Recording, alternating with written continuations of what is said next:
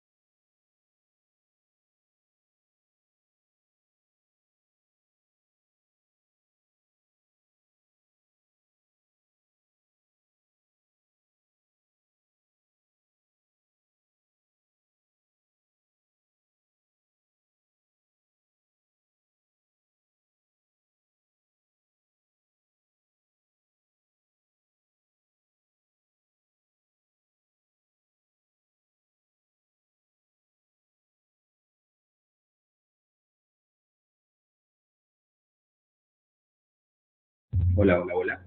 Ahí.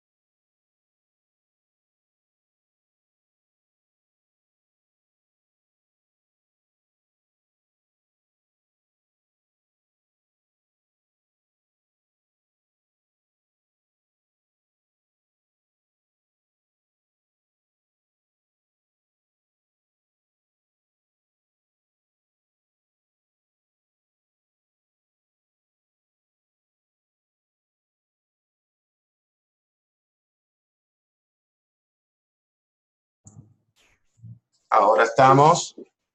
Hola, ¿me escuchan todos? Julieta, para todos, sí. Bárbaro. Bueno, podemos dar comienzo a esta videoconferencia. Yo les hago primero un recuento de cuáles son los temas que van al parcial. O sea, tengan en cuenta que vamos a tener primero lo que es la unidad 1, todo lo que es el concepto de economía, los distintos enfoques que tenemos.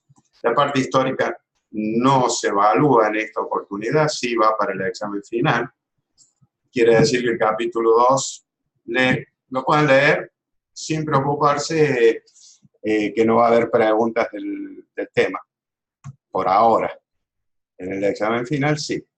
Luego tenemos toda la parte de asignación de recursos, funciones de producción, los tipos de rendimiento de las funciones de producción, la frontera de posibilidades de producción y los costos de oportunidad asociados a los distintos rendimientos de las funciones de producción, la construcción de la frontera de posibilidades de la producción. Y luego tenemos la parte de cómo se determinan los precios y cantidades en los mercados. Trabajamos fundamentalmente con la competencia perfecta, no trabajamos con las imperfecciones del mercado. Algunos indicadores tanto de la demanda como de la oferta, como es la elasticidad, y cortamos ahí hasta llegar al equilibrio y su significado. Todo lo que es la parte Todo lo que es la parte de intervención del Estado y eso lo dejamos para el segundo parcial, cosa que ustedes se puedan concentrar en esto. Como pueden ver, medianamente es avanzar un poquito más allá de lo que se llevó en el ciclo de nivelación. La idea es que ustedes comprendan el funcionamiento de una economía organizada bajo el sistema capitalista, cómo se asignan los recursos, cómo se determinan los precios, cómo se determinan las cantidades de cada uno de los bienes. Bien, no logro activar el sonido desde la aplicación del celular.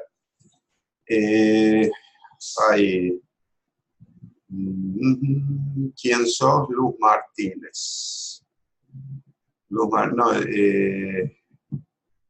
el sonido debería estar activado, lo que tenés silenciado es el micrófono, o sea, no puedes hablar. No sé si me escuchas, Luz, yo te veo acá que... A ver, preguntar, chatar, hospedar... No te veo ni micrófono ni cámara. Preguntar video, hacer un video, ocultar. Luz, a ver. Luz Martínez. Más.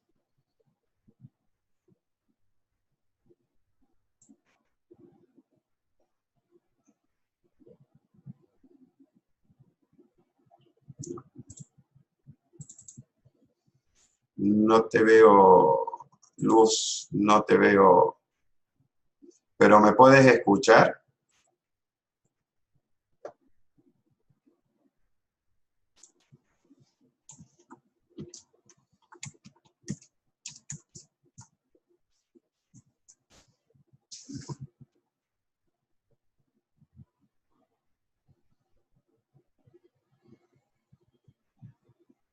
Ah, no.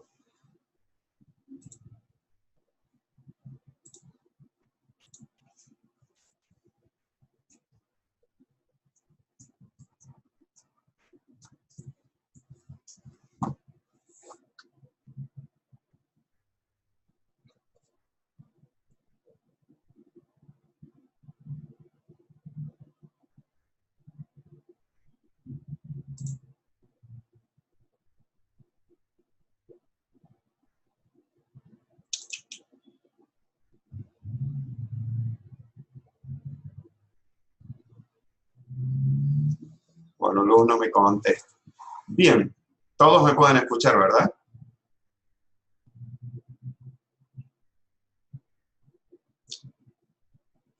Bien, bueno, la idea de este es aclararles todas las dudas que ustedes tengan sobre la temática que les acabo de hacer un brevísimo resumen del contenido del primer parcial.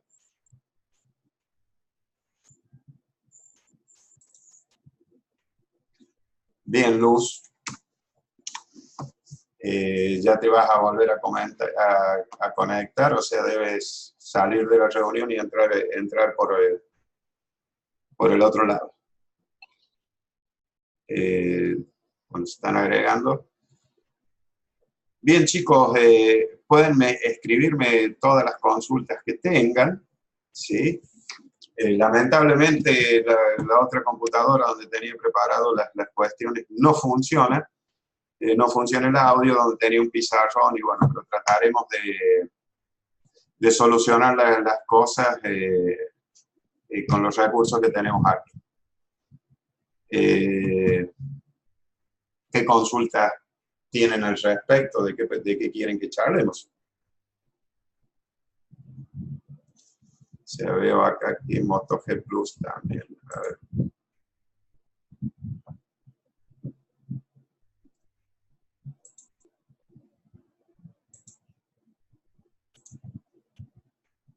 No.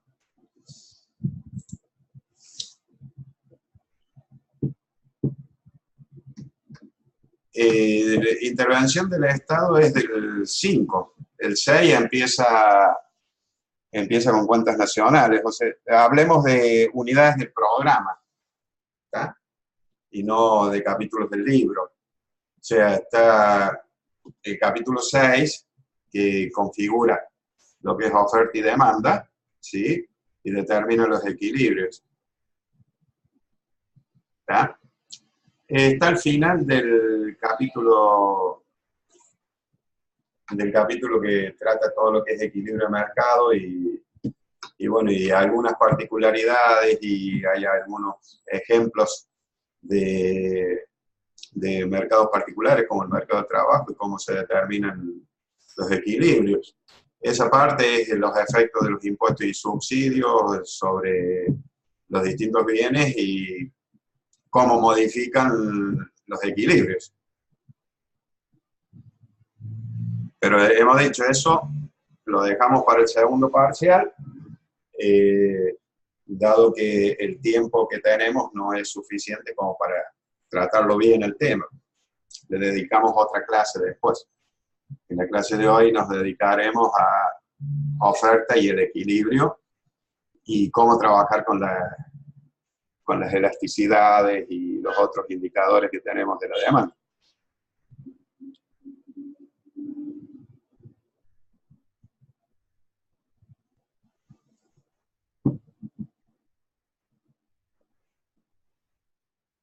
A ver, ¿hasta dónde han revisado el material o la bibliografía?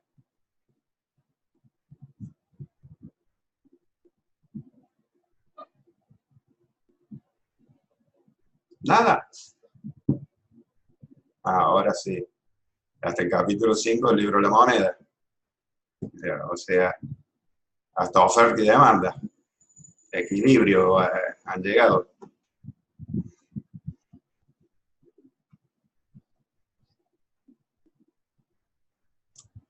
Bueno, el capítulo 4. O sea, te falta, a Sofía le falta todo lo que es mercado, ¿no? Oferta, demanda y equilibrio.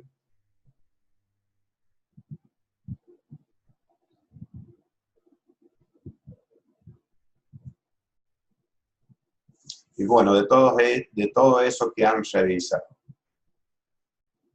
¿qué dudas tienen al respecto?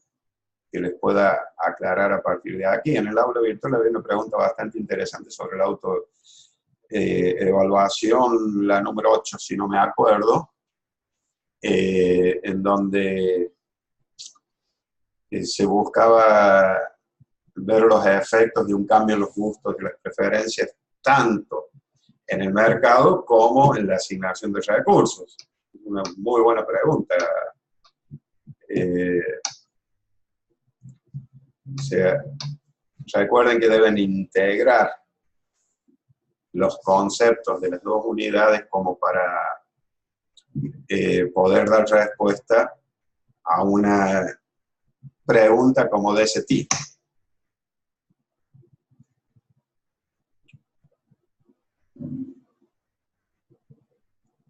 Más, nadie se anima a preguntar absolutamente nada. O sea,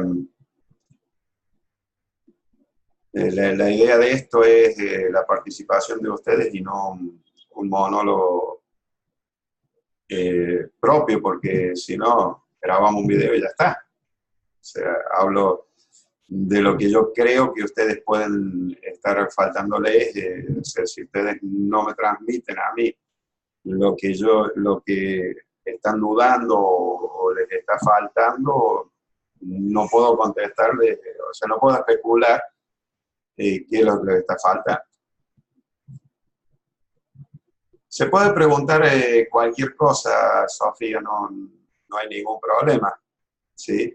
Quizás tengamos algún problema en la resolución, pero vemos cómo salimos de la cuestión.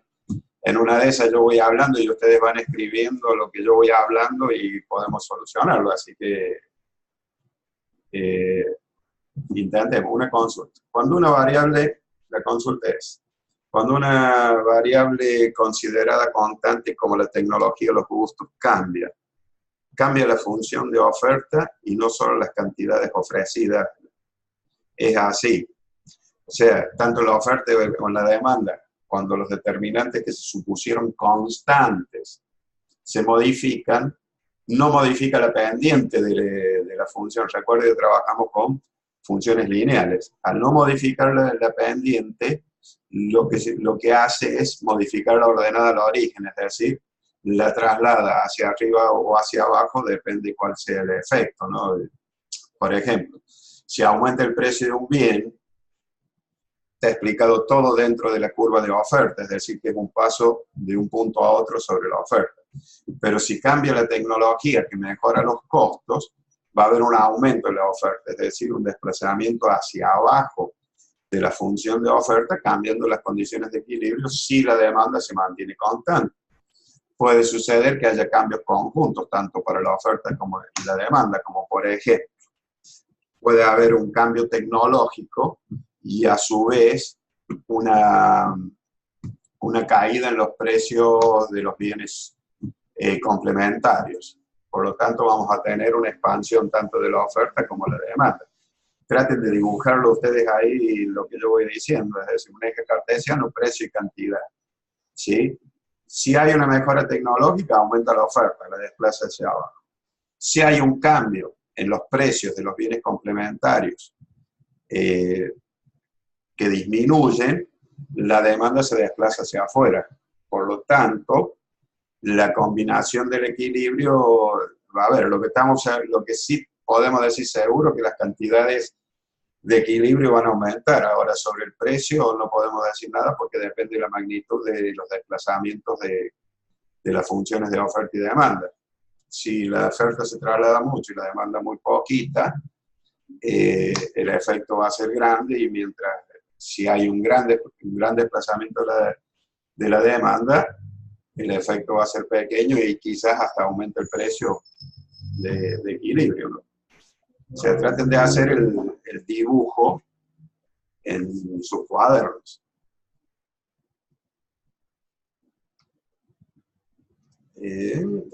¿Cuándo se produce un desplazamiento paralelo de la frontera de posibilidades de producción en rendimientos decrecientes? Si es paralelo, tenemos, o sea, la única posibilidad que hay es un incremento de la disponibilidad de recursos, que puede ser simulado ese incremento por un aumento en la productividad, por una mejora tecnológica. Pero para que el desplazamiento sea paralelo, la mejora tecnológica o la disponibilidad de recursos debe ser exactamente igual para ambos bienes, es decir, que tengamos la disponibilidad para ambos bienes. Por ejemplo, si hay una duplicación de factores de la producción, la frontera de posibilidad de producción se va a desplazar el 100% hacia afuera, ¿sí? Dado que los recursos tienen usos alternativos, es decir, pueden ser usados en cualquiera de los dos sectores. Mientras que si sucediera un avance tecnológico, pero en uno de los bienes, ya el desplazamiento no es paralelo, simplemente va a afectar al bien que hubo la mejora tecnológica. Es decir, si ustedes tienen dos bienes A y B y se produce la mejora tecnológica que duplica la productividad media en el sector B,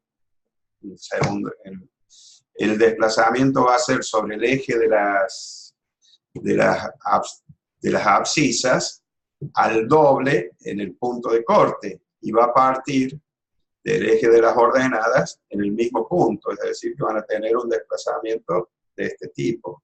No va a ser paralelo. ¿Se comprendió o lo intentamos por otro lado?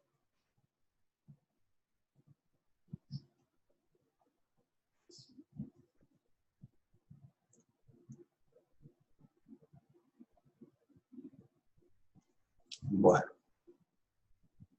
algo más sobre este tema. Recuerden, o sea, esto que me quedó grabado de la pregunta que yo les hacía referencia a la autoevaluación. Si las funciones de producción, si al menos una de las funciones de producción tiene rendimientos decrecientes y la otra tiene rendimientos constantes, los costos de oportunidad siempre van a ser crecientes, dado que siempre voy a tener que renunciar más unidades de un bien para poder incrementar en una unidad la producción del otro.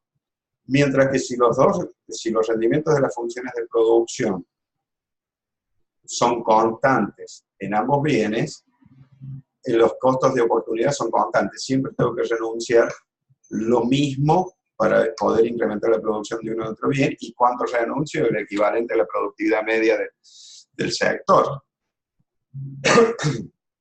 Mientras, y bueno, en el caso de los costos decrecientes, si existe una función de producción con rendimientos crecientes, los costos de oportunidad siempre son decrecientes, dado que cada vez necesito renunciar a menos unidades de un bien para poder incrementar en una unidad la otra. ¿Sí? Eso tiene relación debido a que hacer, por ejemplo, la pregunta era si había un cambio de preferencias hacia un bien. Y eso implicaba un aumento en el costo de oportunidad. Si hay un cambio de preferencias en un bien, quiere decir que la demanda aumentó, se desplazó hacia afuera. Pero además, eso me trae aparejado un cambio en el precio y la cantidad de equilibrio y un precio mayor. Si el precio es mayor, es más atractivo producir ese bien, por lo tanto hay una reasignación de recursos hacia ese bien. Si los rendimientos son decrecientes, cada vez me cuesta más producir una unidad adicional de ese bien, por lo tanto tengo que renunciar a más unidades del otro bien.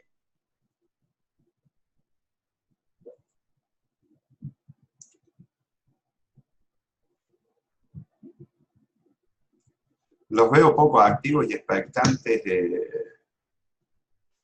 en lo que yo pueda decir.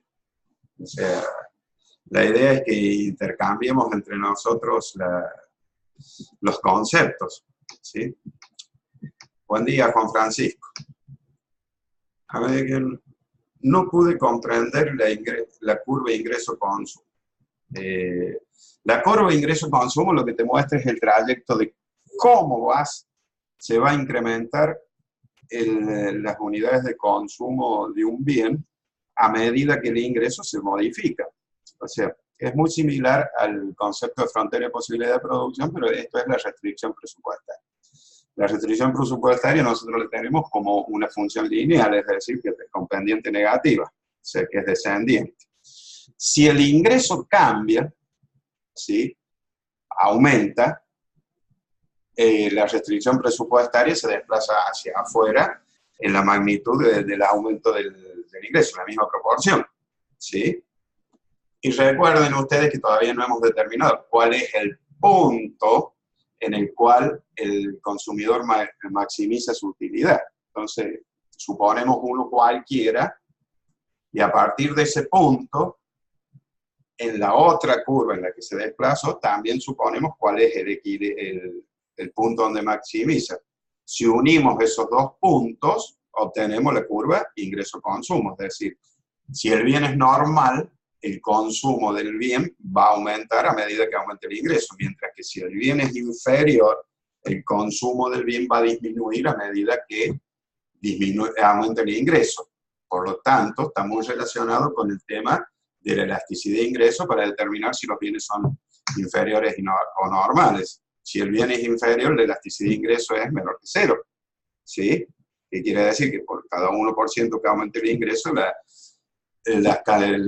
demanda va a disminuir un X%, que es el resultado de la elasticidad. Si fuese 2, va a disminuir un 2%. ¿Sí? Mientras que si el bien es normal, ese valor es positivo, es decir, que por cada 1% que aumente el ingreso, la demanda de ese bien va a aumentar un 2%. ¿Queda claro?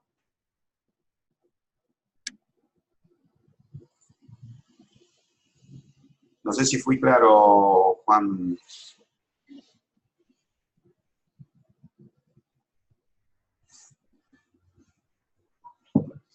Están muy pensativos. ¿Qué les pasa?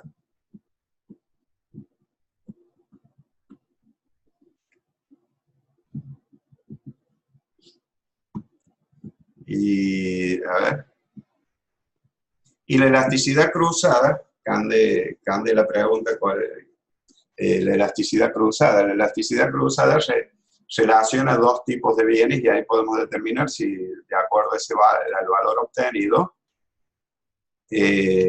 de acuerdo al valor obtenido, si los bienes son sustitutos o complementarios. Si la elasticidad, si aumenta el precio de un bien y la cantidad de otro disminuye, quiere decir que son bienes complementarios, dado que si aumenta el precio del bien X, disminuyen las cantidades demandadas y a su vez disminuye la demanda del bien Y. Por lo tanto, esa elasticidad va a ser menor que cero, ¿sí? Mientras que si en vez de aumentar, disminuye, se trata de bienes sustitutos, ¿sí? A medida que son efectos contrarios. Si el precio de un bien aumenta, del bien X aumenta, disminuyen las cantidades demandadas de X y aumenta la cantidad del bien Y, o sea, aumenta la demanda del bien Y, estoy sustituyendo Y por X, por lo tanto, la elasticidad, ¿cómo será? Positiva. ¿Está? O sea, ¿te quedó claro, Cande? Ya voy a Yelena Aguirre, que cómo influye el cambio tecnológico de su pregunta. Bueno, Cande no me contesta. ¿Cómo influye el cambio tecnológico en qué? O sea, pues el cambio tecnológico lo podemos analizar. De nada, Cande. El cambio tecnológico lo podemos analizar desde el punto de vista de la asignación de recursos o lo podemos analizar desde el punto de vista de la oferta. En realidad, están relacionados los dos.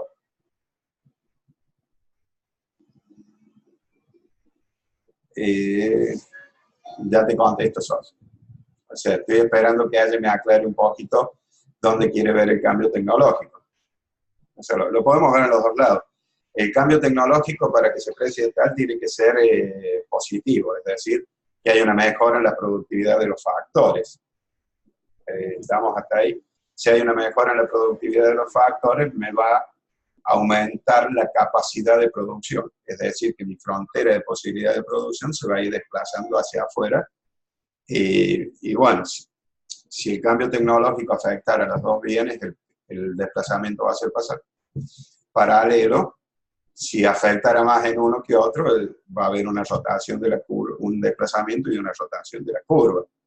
Mientras que, si lo analizamos desde el punto de vista de la oferta, el cambio tecnológico aumenta la productividad. Si aumenta la productividad, disminuye el costo de un factor al menos que, supongamos, el trabajo, ¿sí? Por lo tanto, a los distintos precios vamos a estar dispuestos a ofrecer más cantidades. Por lo tanto, hay un desplazamiento hacia abajo de la función oferta.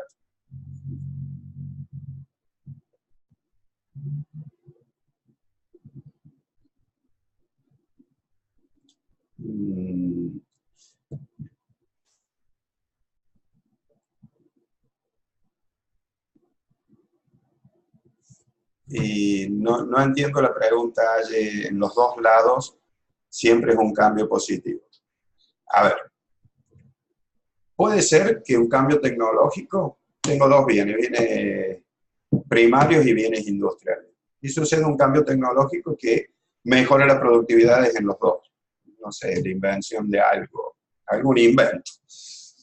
De una maquinaria que puede ser utilizada en ambos sectores. Pero puede ser, por ejemplo, en la década del 90, hubo una mejora tecnológica hacia la producción primaria y allí solamente afectó a la agricultura, ¿sí? Y dentro de la producción primaria solamente el sector de la agricultura, como fue la siembra por la forma de hacer la siembra. Eso me provoca un desplazamiento en la capacidad de producción de bienes agrícolas, pero no me produce absolutamente nada en los bienes industriales. Por lo tanto, el desplazamiento va a ser, si tengo bienes industriales en las abscisas y agricultura en las ordenadas, un desplazamiento hacia arriba en los bienes primarios o agropecuarios, ¿sí? y los bienes industriales puedo producir la misma cantidad. Entonces la frontera de posibilidad de producción rota y no se desplaza paralelamente. ¿Eso era lo que me preguntabas, ayer?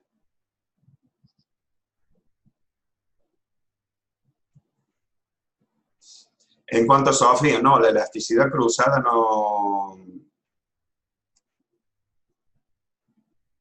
A ver qué me dice. La elasticidad cruzada no la tomamos en valor absoluto, porque el signo, dado el signo que se obtenga, o sea, el valor que se obtenga, me determina qué tipo de bienes son, si son sustitutos o complementarios o neutros, puede ser cero. ¿Sí? Es muy raro que no estén relacionados los bienes, pero puede ser. O sea, la posibilidad está. ¿Sí? A la hora de trabajar con las elasticidades, nos enfocamos más en el uso. Bueno, depende de la pregunta. Muchas veces nosotros solemos preguntar que determina la elasticidad punto y en otro la elasticidad arco para que comparen. ¿Sí? Depende de lo que se te pregunte. En general, es mejor trabajar con elasticidad arco porque tenés el valor para un tramo que en un punto particular. O sea, porque si yo tengo que estudiar muchos puntos, tengo muchos datos y después cómo hago para analizarlo. En cambio, si analizo el tramo y sabemos que estamos dentro de distintos tramos, ya podemos predecir el efecto. Y en el punto diríamos puntualmente, aquí se va a pasar esto. ¿Sí? Por ejemplo, ustedes saben que la elasticidad va de 0 a infinito, es decir, y en el punto medio la elasticidad es unitaria. Si estamos trabajando en el tramo elástico en el tramo inelástico, las respuestas son diferentes. Pues si alguien viene a consultarnos y nos pregunta, ¿me conviene o no me conviene aumentar el precio? Y depende del tramo de la elasticidad que esté, en el tramo de la demanda que esté trabajando. Si estás en el tramo elástico no conviene porque las cantidades van a bajar proporcionalmente mucho más que lo que varía en los precios. Mientras que si estamos en el tramo elástico, y sí, porque las cantidades van a variar menos que el cambio en el precio. Y si estamos en el tramo unitario, en el punto de la elasticidad unitaria, y nos es indiferente porque no va a haber cambios en la cantidad.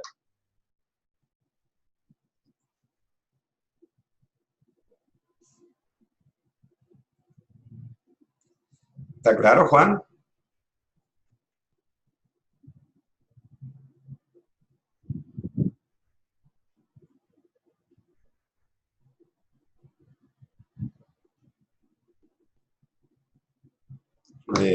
Me alegro, Juan, que hayas entendido. Bueno, los precios relativos son costo de oportunidad, y si es así, y podemos asociarlo a que es un costo de oportunidad, pero en realidad el precio relativo es el verdadero precio del bien, es el intercambio que yo hago en unidades de uno. Por ejemplo, el precio relativo de A en términos de B igual a 2 quiere decir que tengo que entregar 2 unidades de B para poder obtener una A. En ese sentido, podemos decir, sí, es el costo de oportunidad entre los dos bienes, ¿sí? Pero el precio relativo en realidad lo que quiere significar es cómo voy a intercambiar uno u otro bien. ¿Está? Supónganse. Entonces el ejercicio más fácil es ponerle dos precios. A le ponemos 2 y a B 1. Precio de A sobre el precio de B me da 2. ¿Qué quiere decir? Que por cada una A yo necesito 2B. El concepto es muy similar al de costo de oportunidad. O, si lo queremos hacer más parecido todavía, para disponer de una adicional necesito renunciar a 2B. ¿Sí? Es lo mismo, que es el intercambio que voy a hacer. Voy a entregar 2B por una A. Si lo traducimos a unidades monetarias, ¿qué diríamos? Por cada A yo tengo que entregar 2 unidades monetarias. Por cada B tengo que entregar 1 unidad monetaria. Entonces tengo que renunciar a 2B para poder tener las unidades monetarias suficientes para poder adquirir un A. ¿Se entendió, Luz, la idea?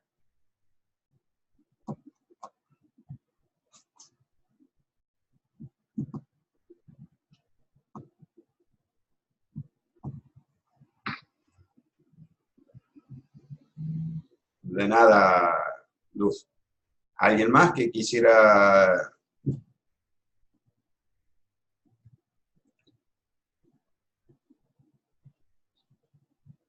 Porque nos quedan 5 o 10 minutos de esta instancia. Aprovechen para hacer consultas, no queden expectantes.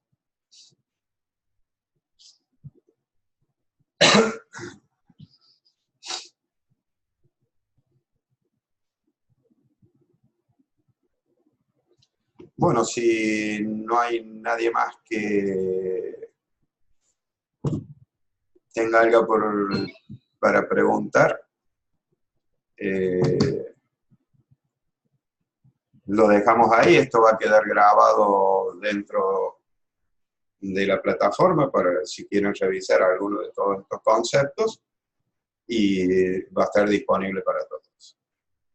Muchas gracias.